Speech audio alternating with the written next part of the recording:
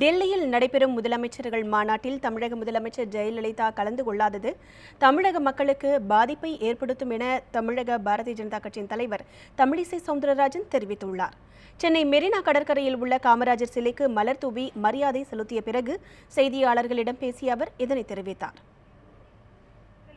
பிரச்சனைகளை நாம் எதிர்கொண்டிருக்கின்ற காலகட்டத்தில் எல்லா மாநில முதல்வர்களும் வருகின்ற ஒரு மிகப்பெரிய வாய்ப்பை மத்திய அரசு ஏற்படுத்தி கொடுத்திருக்கின்ற இந்த காலகட்டத்தில் இதில் கலந்து கொண்டு தமிழகத்தில் உள்ள மற்ற மாநிலங்களுக்கு இடையேயான பிரச்சனைகளை கலந்து ஆலோசிப்பதற்கும் தீர்த்து வைப்பதற்கும் மிகப்பெரிய வாய்ப்பை முதலமைச்சர் அவர்கள் இழக்கிறார்.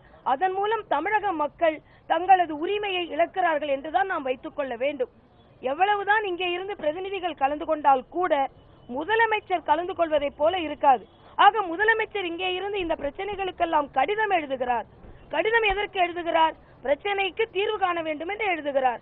ஆனால் நேரடியாகவே வந்து இந்த பிரச்சனைகளை பேசுங்கள் என்று ஒரு வாய்ப்பை ஏற்படுத்தி தந்த பின்பு ஏன் செல்லவில்லை என்ற கேள்வி பாரதிய ஜனதா கட்சியின் மனதில் மட்டுமல்ல, தமிழர்கள் ஒவ்வொரு மனதிலும் எழுகிறது என்பது உண்மையானது.